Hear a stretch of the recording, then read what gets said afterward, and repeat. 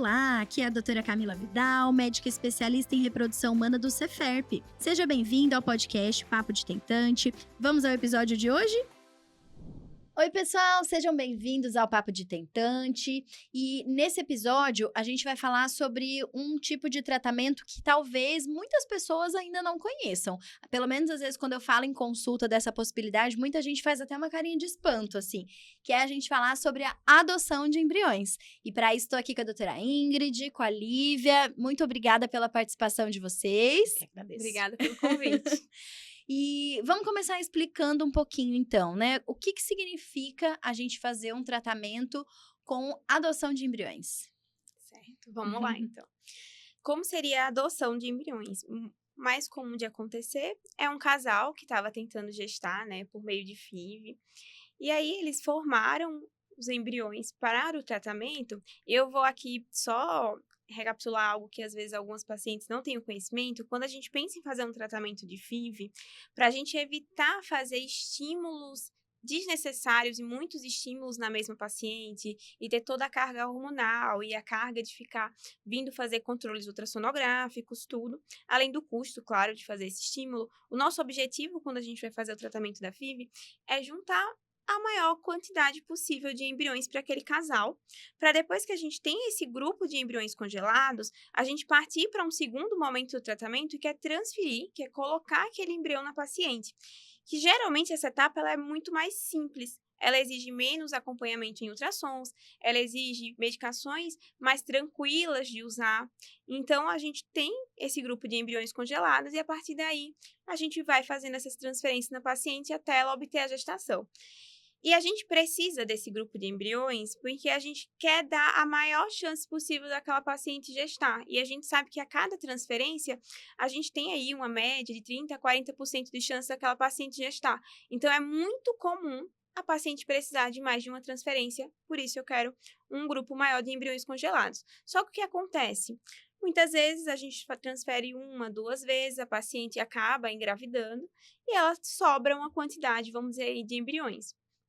Alguns casais deixam aqueles embriões congelados e isso não vai ter nenhum malefício para aqueles embriões. Dali a alguns anos, querem uma segunda, uma terceira gestação, voltam para buscar aqueles embriões que estão congelados e que não está fazendo mal para eles estarem congelados por esse tempo. E aí, vamos dizer que a pessoa, né, o casal tem ali 5 embriões, transferiram um, tiveram a sorte de engravidar de primeira, transferiram um segundo, tiveram a sorte de engravidar novamente e sobrou 3 embriões. Então, aquele embrião, ele tem a carga genética do casal, tá ali congelado, e o casal percebe que não quer mais filhos, que eles estão satisfeitos com aquela quantidade, e sobrou aqueles embriões na clínica de reprodução. Aqueles embriões, eles têm 3 caminhos que podem se seguir. Eles podem ser descartados após 3 anos, então a gente tem que pelo menos guardar aqueles embriões por 3 anos. Eles podem ser doados para um casal que está tentando engravidar e por qualquer motivo que seja não esteja conseguindo gestar, ou eles podem ser doados para pesquisas. Então, temos essas 3 opções e o casal que formou aqueles embriões que vai decidir qual caminho eles querem que aqueles embriões deles sigam. Então, quando a gente fala em adoção de embrião, basicamente é um casal, uma paciente poder receber esses embriões que o casal doador, né, optou por disponibilizar realmente para doação. E você comentou dessa questão, né, da gente tentar formar mais embriões, e eu percebo que esse é um tratamento que vem aumentando e que a gente vem conversando mais sobre ele, justamente porque a gente tem melhorado a nossa capacidade de formar e armazenar esses embriões excedentes, né? Porque enquanto você estava explicando, eu estava lembrando muito, né? Até recentemente lançaram agora o filme, né? Da Joy, do primeiro, do bebezinho, né? Da Louise Brown. E eles lá mostrando todo o esforço que eles estavam fazendo para conseguir captar um óvulo, porque tinha que monitorizar certinho o período fértil para aquele um óvulo formar aquele um embrião. E justamente porque antes era isso, né? Eles iam fazer em ciclo natural, conseguir um óvulo para formar um embrião e aquele embrião tinha que ir para o útero, porque o útero era era melhor do que qualquer laboratório, né? E hoje, isso evoluiu tanto porque a gente tem muito mais segurança para fazer o estímulo, aparelhos de ultrassons muito melhores para poder monitorizar o estímulo, né? Isso dá para nós muito mais capacidade de ter mais óvulos, e a evolução laboratorial também permite que a gente forme mais embriões e armazene esses embriões com segurança, né? Porque essa é uma dúvida bastante comum também que as pessoas têm, que é assim, mas congelar os meus embriões não vai atrapalhar? Mas e se eu mantiver mais tempo congelado? Isso não é um risco para eles?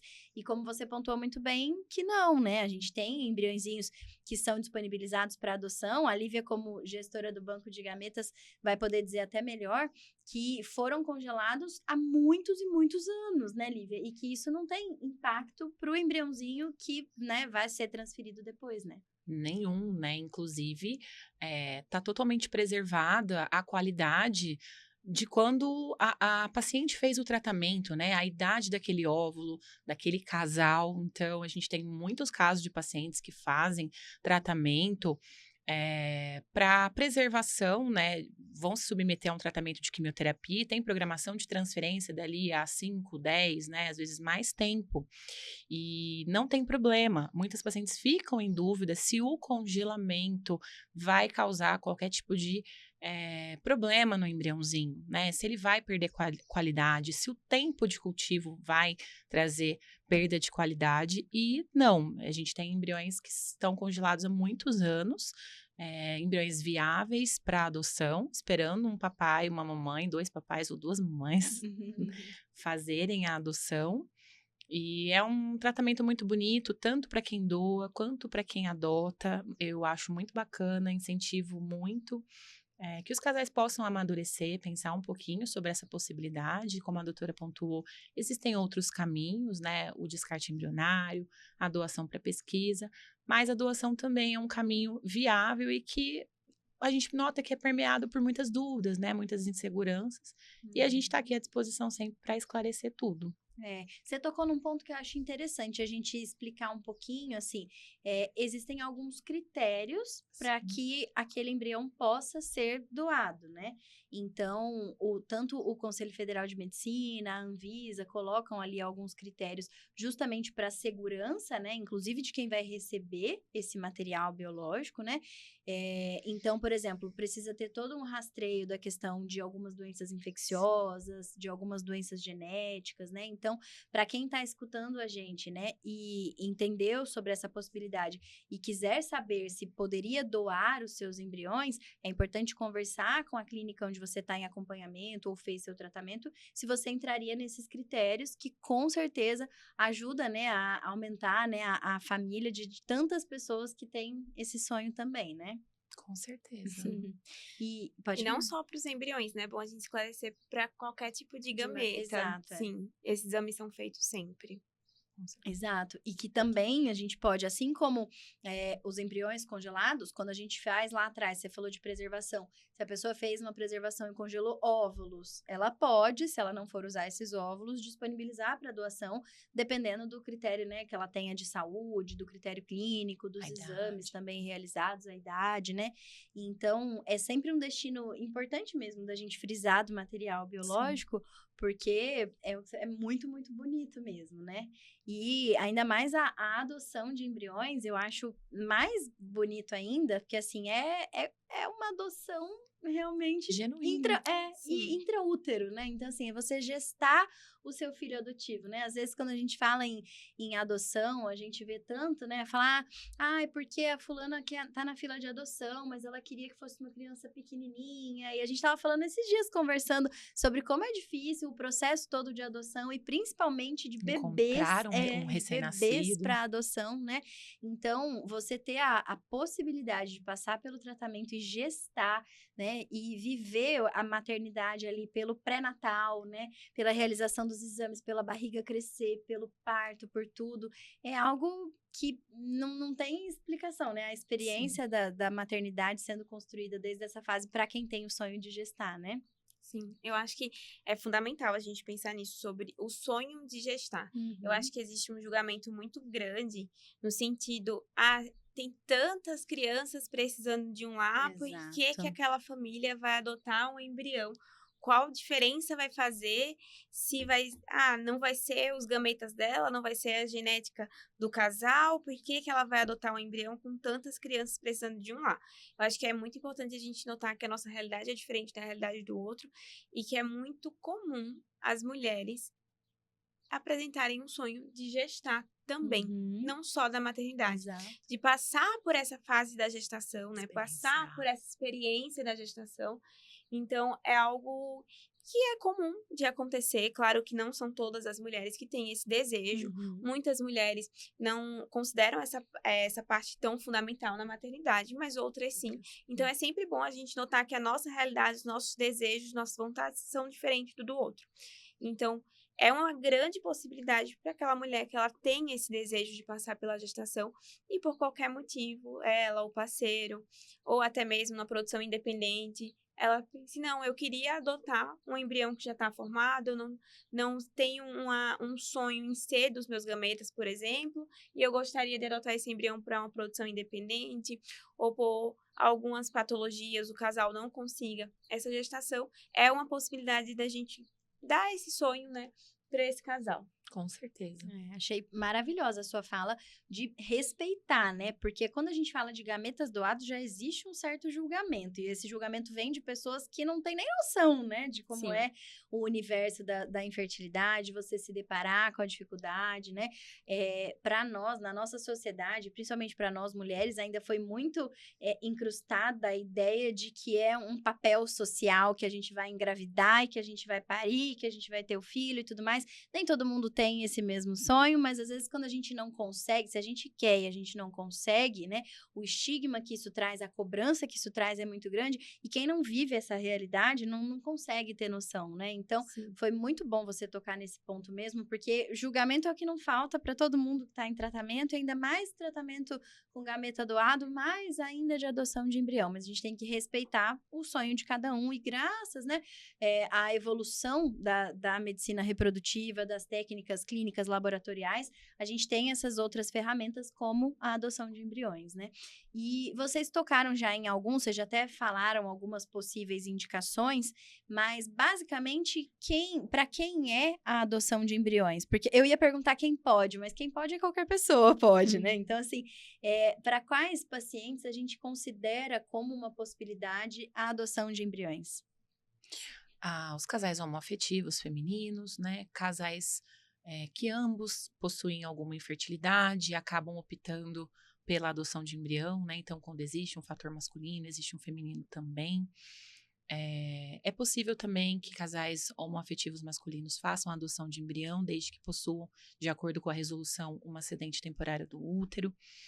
Mas, mais comumente mesmo, pacientes que já possuem uma idade um pouquinho mais avançada, um fator masculino mais severo, que a gente nota que é mais frequente a busca pela adoção. A gente notou bastante não, mas assim, alguns casos recentemente por dificuldade de fertilização, né? Falha de fertilização. Sim. Então, assim, casais que fizeram já diversos ciclos Jornada de mais tratamento. longa.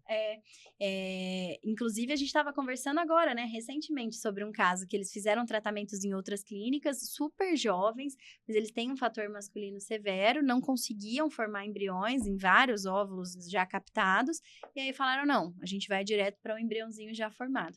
Então, esse é um ponto, né, a questão da fertilização, esses outros todos que você comentou, né, da idade, seja da mulher, seja do homem, mas basicamente qualquer pessoa pode, né? Então, assim, eu tenho 2 casos, 3, na verdade, que me marcaram bastante de adoção de embrião. Um deles foi uma produção independente e ela era muito nova. Na época, ela tinha, se eu não me engano, 25 ou 26 anos. Ou seja, ela tinha tudo para fazer qualquer tratamento que ela quisesse ali para uma produção independente, né? Ou até mesmo se ela falasse, não, vou congelar meus óvulos, vou esperar, né? Mas ela chegou decidida, ela falou, eu vim aqui porque eu soube que dá para adotar um embrião e eu quero adotar um embrião. E ela foi lá, fez, e se eu não me engano, na segunda transferência, engravidou. Então, esse caso me marcou muito. Um caso onde ele tinha o diagnóstico de azoospermia, e na época, ele falou assim, eu nem quero investigar. Eu não sei, pode ser que eu consiga espermatozoide, pode ser que não, mas eu prefiro nem fazer os exames. Eu descobri que tem essa opção de tratamento e a gente quer adotar um embriãozinho pronto, que para nós vai ser tão nosso filho quanto, e a gente não vai precisar ficar passando por todas essas outras etapas de investigação. Então, esse caso também me marcou bastante. Eles engravidaram, se eu não me engano, na 3ª transferência. E um outro caso também, que era um casal onde o parceiro já tinha feito vasectomia. Ela nunca tinha engravidado, mas ele já tinha outros filhos. E aí eles chegaram e falaram: a gente sabe que dá para funcionar, tudo, usar espermatozoide, mas a gente não quer. A gente quer direto adotar um embriãozinho pra gente passar pela gravidez, pelo nosso pré-natal. E aí foram e na primeira tentativa engravidaram. Então, acho interessante trazer para falar que pode ser em qualquer situação, né? Sim. A gente vai explicar as possibilidades, os prós e contras, e que hoje em dia muitas famílias podem se beneficiar, né? Com certeza. E a doutora Ingrid comentou algo que eu concordo muito, né? Que a gente não pode medir a proporção, o tamanho do sonho de ninguém, né? Fazer juízo de valor. Então, essas ideias, esse preconceito que as pessoas às vezes supõem que não vai submeter a um tratamento de reprodução humana para adotar embrião. Não, mas, né, às vezes, para muitas mulheres, existe um sonho muito, né, importante, especial, de serem, né, de passarem, experienciarem a gestação, e a gente precisa quebrar, né, esse preconceito também. Sim. Eu acho que é importante também a gente falar que é algo sigiloso, né? Vai existir um sigilo. O casal que doou nunca saberá para quem foi doado, e o casal que recebeu nunca vai saber quem doou. Então, tem todo esse sigilo, né, durante a adoção, que eu acho que é muito importante, porque às vezes eu acho que surge essa dúvida, né? E se essa pessoa procurar saber quem sou eu, se entrar na justiça querendo saber... Vou perder o direito sobre o meu filho. Tem muito essa questão. Eu acho que essa questão da parte legal é uma questão que mexe Sim. muito, né? Se lá na frente procurar um juiz, realmente existe um sigilo, não tem como saber. Não tem como. Exato, isso é muito importante mesmo, porque realmente é uma dúvida, né, bastante frequente, e a partir do momento que a pessoa doa o embrião, ela não vai ter mais informação do que vai acontecer, para quem foi destinado aquele embrião, se gerou um bebê, se não gerou um bebê, quem é, né, o casal que recebeu. Com certeza. Até porque, assim, isso tudo também é regido, como a gente estava falando, né, pelo Conselho Federal de Medicina e pela Anvisa. Não existe ainda legislação específica, né, que trate sobre reprodução humana, então a gente segue o que está nessas normas éticas e técnicas, né, e o anonimato é um dos pilares realmente estabelecidos, né. E o que a gente pode falar de principais diferenças de quem faz um tratamento dali, estimular o ovário, colher os óvulos, formar os embriõezinhos e transferir, para quem está adotando o embrião? Ou então, qual é a diferença, por exemplo, da gente usar óvulo de doadora ou já adotar um embriãozinho pronto? O que a gente pode orientar para as pacientes? Tem uma relação bem próxima com a quantidade de etapas, né? O número de etapas que essa paciente vai ser submetida. Então, num tratamento de estimulação ovariana, a gente tem um caminho um pouquinho maior, mais extenso. O uso das medicações para estimulação, a captação dos óvulos, um tempo maior de recuperação. Então, para quem vai adotar o embriãozinho, precisa estar com esse útero bem preparado, né? Para receber o embriãozinho. Então, até a medicação, o preparo, a forma que esse útero vai ser preparado, ele tende a ser mais leve. Então, é um tratamento que tem um impacto, digamos, do ponto de vista dos hormônios e dos procedimentos, mais leve. Então, digamos que é um pouquinho mais tranquilo. Então, basicamente, o foco é preparar o endométrio para receber esse embriãozinho. Pensando em óvulos e embriões, a gente vai ter que pensar um pouquinho a respeito das características, né? Do quanto é possível fazer o refinamento dessas características. Uma vez que esse embriãozinho, que já está formado, tem as características desse casal genitor que fez a doação. Então, nem sempre a gente vai conseguir conciliar que o casal receptor vá ter todas as características do casal doador. Então, a gente pode ter uma variação nessas características, né? Então, é um pouquinho mais difícil para o casal receptor de embrião refinar, tá? Ter um refinamento mais apurado, digamos assim, dos embriõezinhos doados, diferente da recepção de óvulos, que aí você tem a possibilidade de realmente buscar a espessura do seu cabelo, o tom do seu cabelo, dos seus olhos, a sua tipagem sanguínea.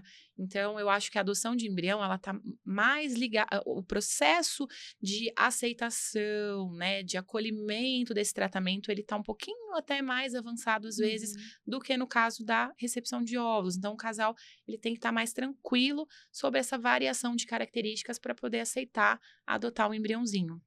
Então, o que mais é importante para uma adoção, né? A gente foca bastante, mais nas características básicas, né? Então, pensando no fenótipo relacionado ao tom da pele, né? A cor do cabelo, dos olhos, mas a variação da altura, do peso, acaba não sendo algo que a gente consegue refinar tanto, passa a não ser muito relevante. Exatamente. Você, algumas vezes, eu não me lembro certinho como é que foi que você comentou isso, mas eu lembro que foi muito bonito que você falou dessa questão de estar com o coração preparado, né, para a adoção de embrião, olhar como uma adoção realmente, né? Tem que estar com o coração aberto e o embriãozinho, eu gosto de dizer que embriãozinho a gente aceita, né? Então, você aceita aquele embriãozinho e você já adotou ele no seu coração, né? Claro que a gente toma muito cuidado, a gente tem muita atenção, como eu falei, às características principais relacionadas ao fenótipo do casal doador e receptor. A gente não vai combinar o casal receptor com um casal que tenha um tom de pele muito diferente ou uma etnia totalmente diferente, né? Mas a gente tem algumas coisinhas aí que a gente vai precisar flexibilizar um pouquinho, ser mais maleável, né? Vai precisar ter uma maleabilidade um pouquinho maior na adoção de embrião. Até porque o embriãozinho já estando formado é muito menos flexível do que se a gente vai selecionar, né, óvulo de doadora ou sêmen de doador para formar o embrião. Sim. E mesmo nesses casos, a gente falou bastante sobre isso, né, no episódio específico de como escolher a doadora de óvulos, porque mesmo nesses casos, a gente tem que tomar muito cuidado para não ficar tão apegado a características, né? Eu já falei no outro episódio, vou falar nesse também, assim, eu tenho um irmão do mesmo pai, da mesma mãe, que tem uma pele completamente diferente da minha, ele tem olho verde, ele tem cabelo liso, se eu olhar na rua, não diz que ele é meu irmão, né? Então, assim, a gente tem que tomar muito cuidado para não ser taxativo também com relação a essa questão das características, né? A gente estava falando no episódio que a gente gravou sobre tipo sanguíneo, de que existem outros fatores, né? Sim. Mesma coisa vale aqui, tem muitos outros fatores, além da gente tentar refinar tanto as características, né? Eu vejo que no caso dos embriões, um outro fator que é muito importante para a gente pensar também é que normalmente esses embriões vêm de um histórico favorável, né? A Ingrid mesmo estava comentando antes, né? Normalmente quem doa o embrião? O casal que já engravidou e que tem a certeza que não vai mais usar aqueles embriões. Lógico que não é regra, né? Não é obrigatório que a pessoa tenha engravidado para doar, mas acaba que é o mais comum, porque se a pessoa ainda não conseguiu o sucesso, ou então conseguiu, mas tem dúvida se vai querer mais um filho, é muito difícil dela aceitar doar aquele embriãozinho, por tudo que ela passou para chegar até ali. Então, ela vai falar, não, deixa ali, eu vou descansar, vou repensar. Então, normalmente, os embriãozinhos doados vêm de casais que já tiveram sucesso. E isso, para nós, conta muito, né? Quando a gente fala em qualidade do óvulo e do espermatozoide que formou aquele embriãozinho, né? Sim. E isso a gente tem que levar em consideração, com certeza, né? Sim, eu acho que uma questão também que às vezes as pacientes não têm conhecimento e às vezes quando elas pesquisam ou quando falam, elas se assustam e aí elas começam a surgir mais dúvida ainda, é sobre a classificação daqueles embriões, né, Lívia? Eu acho que é uma coisa, para quem não conhece ainda e não está familiarizado, mas os embriões, eles recebem uma classificação das embriologistas baseado em número de células, taxa de fragmentação, que não necessariamente vai dizer se aquele embrião vai vingar ou não e que definitivamente essa classificação embriológica não diz para a gente se vai ter alguma patologia, nada disso. mas eles recebem essa classificação no momento que eles são congelados. E às vezes são números que ficam aleatórios, que elas não conseguem entender e, olha, a gente tem esses embriões, eu acho que surge ainda mais dúvidas sobre o que significa isso, que isso vai me trazer. E eu acho que é uma informação que é muito importante, né? Lá no Cefep a gente tem a Lívia para auxiliar, mas também para cada paciente conversar com o seu médico sobre o que essa classificação vai me dizer, o que essa classificação vai me ajudar a escolher, porque eu acho que essas informações tão, vamos dizer assim, diferentes do nosso dia a dia, a gente precisa ter autonomia, né, de entender o que eu tô escolhendo, porque se eu tô escolhendo uma coisa que eu não tô entendendo nada, não faz sentido, né, para mim. Então, acho que é muito importante a gente se inteirar de que embrião eu estou escolhendo, quais são as minhas possibilidades. Porque eu vejo muitas vezes a paciente escolhe um embrião, eu escolhi esse porque ele tem os doadores têm um olho igualzinho ao meu. E aí é um embrião que tem uma taxa de sucesso, né, de implantar um pouco mais baixa. E aí a gente tem outro embrião que tem muitas características e tem um potencial melhor, um potencial maior de implantação. E às vezes a paciente não é que ela queria só aquele, é que ela não teve conhecimento suficiente para saber qual embrião ela vai escolher. Mas também já vi o caminho inverso, de conversar, tem um casal muito querido que está passando por esse processo de adoção, até conversei bastante com a Lívia deles, que eles me mandaram vários para eu dar minha opinião, e aí eu fui dando minhas opiniões, né, sobre da parte biológica, assim, de cada embriãozinho, mas no final eu sempre falei, olha, não adianta eu dizer, do ponto de vista médico, esse embrião tem uma chance de sucesso um pouco maior que esse, e você escolher um embrião só baseado nisso, se na verdade o embrião que mais chamou sua atenção foi o outro, em relação a características, tudo. A gente tem que medir as duas coisas e, claro, a autonomia é do casal de que embrião vai escolher. Mas eu acho que ficar claro para eles todas essas taxas, essas características é muito importante, esclarecer, né? Durante o atendimento, durante a consulta. E também para cada um isso tem um peso diferente, né? Então, assim, eu já atendi casais, pacientes que falaram: olha, eu nem quero saber, não faço a menor questão de característica. Para mim pode ser qualquer um, vou olhar só para a morfologia e talvez nem tanto para a morfologia também. Eu só quero transferir esse embrião. E agora, tem pacientes que isso é um ponto mais importante. Então, é o que você falou, é o que o paciente ou o casal vai se sentir tranquilo para transferir, né? Mesmo que não seja, talvez, o embrião todo lá de morfologia A, ou o embrião todo com os olhos exatamente iguais ao que estavam buscando, né? Mas eles têm que olhar e sentir no coração, né? Aceitar que é realmente aquela ficha. Você estava comentando dessa questão das características, eu até lembrei, não sei se foi o que veio na sua mente também, de um casal que tinha selecionado um embriãozinho, baseado principalmente nas características, tudo, e eu lembro que as características eram realmente bastante parecidas, mas era uma morfologia um pouquinho mais inferior, né? E aí a gente conversando, olhou, falei, Lívia, mas tem esses outros aqui, porque esse era um blastocisto, falei, mas tem esses outros aqui que são de D3, eles são tão bonitos, será que eles não topariam trocar por esses de D3? E aí conversando, o casal topou, trocou por esse de D3 e engravidou dos embriõezinhos de D3, né? Sim, e eram embriõezinhos semelhantes também, né? Variava um pouquinho, às vezes eu falo, casal receptor coloca lá que tem um cabelo liso, de repente a gente tem ali um casal doador com cabelo ondulado, cacheado, uma é mais baixinha, outra é mais alto, mas existe um equilíbrio, né? Pensando nessa miscigenação que a gente tem entre os brasileiros, eu acho que é muito tranquilo, como a doutora mesmo comentou. Entre irmãos, a gente pode ter variação no tom de cabelo, na textura do cabelo, né, no tom da pele. Então, é muito maior do que a gente imagina, né? Para restringir a algo que pode deixar a gente passar pelo tempo aí e trazer mais desgaste. E às vezes quantas pessoas na família nascem a cara do vô, com da certeza. avó, do tio, né? Sem dúvida. E muda, tantos bebezinhos que muda, né? Filhos que não se parecem em nada com os pais, né? Sim. ou que se parecem em determinado momento e de repente deixam de se parecer e começam a ficar parecidos com outras pessoas. Exatamente. Meu irmão, quando nasceu, era a cara do meu avô, igualzinho. Aí ele foi mudando, hoje ele é a cópia da minha mãe. E assim, do meu avô paterno, né? Nem avô materno. Justamente. Então, muda muito, não tem jeito. Fora as questões de influência ambiental mesmo, né? A nossa cor da pele muda pelo sol, o nosso cabelo muda pela chapinha. Então, Sim. tem tanta coisa, né? Combinação de genes, né? Falando pela minha família, né? Marido e cunhada, o rutilismo mesmo, né? Os genitores têm que ser portadores do gene, então você pode ter um filho um irmão que é ruivo e o outro não ser. Então aí você sendo ruiva, você tem um irmão que tem um cabelo castanho. E aí? Às vezes eu comento também com o doutor Anderson, você tem uma filha com Uma cabelo filha de cada cor de cabelo. Do mesmo pai e da mesma mãe. Ele tem a ruiva, a morena, a loirinha. Exatamente. Gente, é assim, nós somos miscigenados, né? E um outro ponto, né, que eu acho importante da gente falar um pouquinho é sobre chances de sucesso, né? Quando a gente faz um tratamento com adoção de embriões, as chances são iguais ao de um tratamento de fertilização in vitro?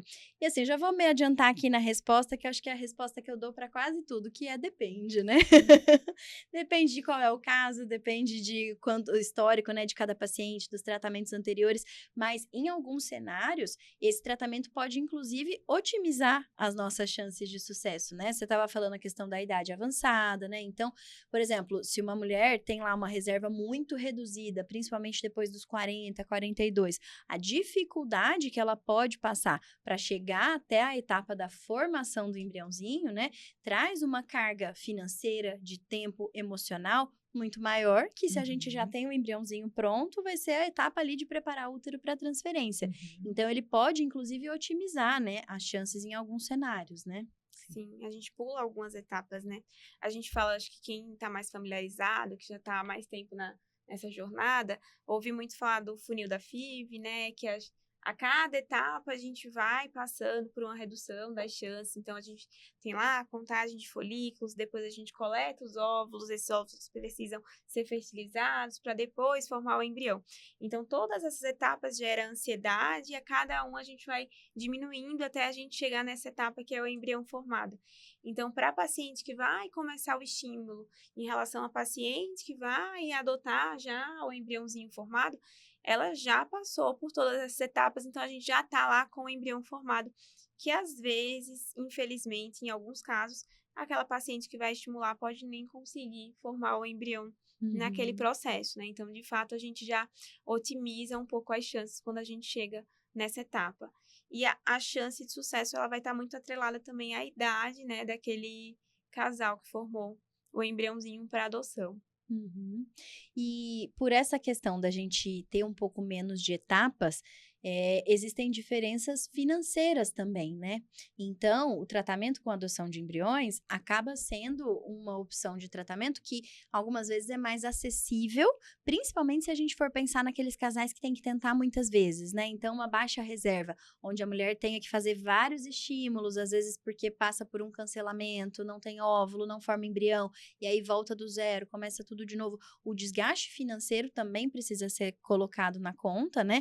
E nesse sentido, fazer o tratamento com a adoção de embriões, por a gente não ter, né, todas essas outras etapas, né, porque elas já se passaram, né, torna o tratamento mais acessível, o que é um ponto importante, né? Sim. Encurta o caminho do financeiro também um pouquinho. Exatamente. Mas um ponto que às vezes as pessoas podem sentir dúvida é no sentido assim, mas se é adoção, mesmo adoção, vocês estão falando de financeiro num tratamento de adoção, né? E na verdade, assim, a gente fala em questões financeiras porque é um tratamento ainda assim, né? A gente precisa submeter a um preparo do endométrio, isso envolve usar hormônios, isso envolve fazer ultrassom de acompanhamento, fazer toda uma avaliação daquela mulher e avaliar a aptidão dela para receber aquele embriãozinho e para a possibilidade da gestação. Existem as etapas laboratoriais do descongelamento, da transferência, né? Então, tudo isso tem um custo envolvido, né? E por isso o tratamento tem realmente um custo, mas ainda assim é muito menor em comparação aos outros tipos de tratamento, né? Isso é muito importante que a senhora está falando, doutora, porque muitos pacientes confundem, né? Usam um termo equivocado, né, na adoção de embrião. Mas eu comprei o embrião, né? É como se o embriãozinho, ele fosse algo, né, que estivesse disponível para venda. E não é isso que ocorre. O embriãozinho, ele está disponível para ser adotado. O custo do tratamento envolve os recursos que são necessários para a implantação desse embriãozinho, né? Então, realmente, todo o tratamento necessário até chegar à transferência desse embriãozinho. Mas, realmente, é uma adoção. Não há o custo para comprar esse embriãozinho, mas sim para que você possa utilizar de todos os recursos necessários, médicos, laboratoriais, até chegar à transferência. Exato. Não é um objeto, são serviços, Exatamente, né? São serviços avaliações, prestados. exames, né? Técnicas, essa é a questão. Bom, acho que a gente conseguiu falar bastante, né? Abordar todos os pontos que eu me lembro aqui que são mais relevantes. E quero deixar, então, um espacinho para a gente deixar uma mensagem final para quem está ouvindo a gente, conhecendo ou tirando as dúvidas desse tipo de tratamento, para abrir o seu coração para essa possibilidade, se for o caso, né?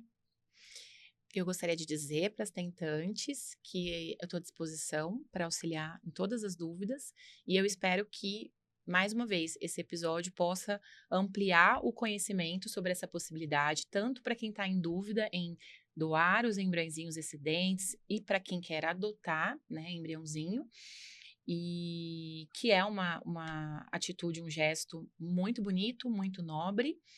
Queria estimular, né, fazer esse convite para os casais doadores refletirem um pouquinho mais sobre essa possibilidade e para os casais que já estão um pouquinho mais desgastados, né, cansados, tendenciosos a talvez encerrar essa jornada, pensar um pouquinho em talvez ajustar a rota para a adoção de embrião e encurtar um pouquinho esse desgaste financeiro, físico e emocional que a doutora mencionou tão bem. A Lívia falou tudo, né? Acho que é muito sobre isso mesmo, né, Lívia? Ajustar a rota. Às vezes a gente não sabe nem dessa possibilidade, dessa alternativa dessa rota. Então, eu acho que foi um episódio bem interessante para elas terem conhecimento dessa possibilidade também, que eu acho que poucas pessoas conhecem. Sim. E a gente está aqui sempre disponível para conversar e retirar as dúvidas, né? Perfeito. Com certeza. Muito obrigada pela participação de vocês, por todos vocês que estão acompanhando a gente. Aguardamos dúvidas, sugestões, relatos. Vão mandando pra gente pra vocês participarem dos próximos episódios também. Tchau e até o próximo episódio. Obrigada por assistir ao Papo de Tentante. Aproveite e acompanhe o Ceferp no Instagram e no YouTube para ficar por dentro das novidades. Te vejo no próximo episódio. Até lá!